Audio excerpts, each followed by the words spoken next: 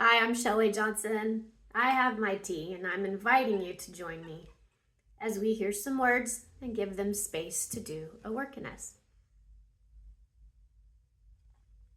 We've heard, explored all 9 of Jesus' prayers that are documented for us in the Gospels. And if we zoom out a bit, we recognize that Jesus has once again modeled for us a way to live in this world as his disciples. And that is, we don't have to depend on our own strength or rely on our own plans. In fact, those will never be enough. Even as Messiah, the one who was fully human and divine, depended completely on the Father. And the way Jesus was able to live so surrendered to the Father's will was by constantly getting in the Father's presence. The gospel writers were great at taking time to note some of the times that Jesus would get away by himself to pray with the Father. And these were times of reconnection. John Tyson, the pastor, he defines prayer one way by saying it's simply connection with the Father. We're getting in his presence and we're building this connection with him.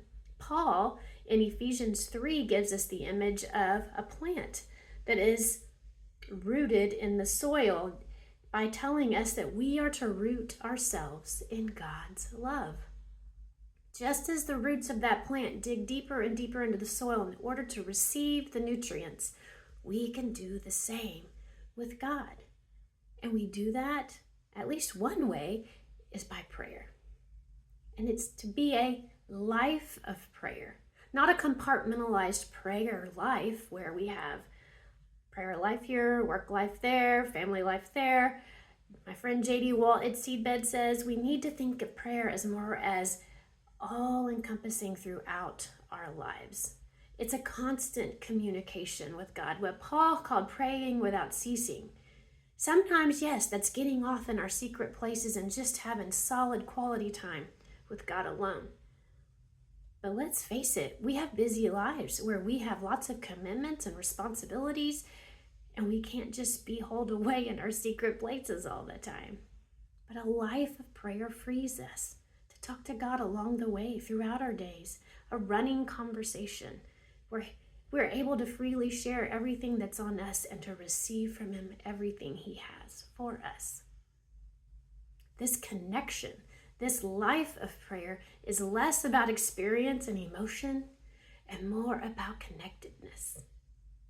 John Tyson says, think of prayer as a renewal of love. That's one thing that the Chosen series has helped me visualize, is that human Jesus got tired just like we do. Human Jesus needed direction from the Father.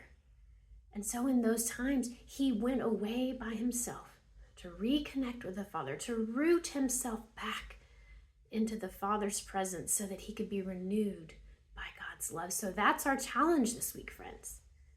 Is let's take Jesus at this life of prayer pattern he's given us. Let's take Paul at his word, and let's root and establish ourselves in the love of God, and we will be renewed by that love.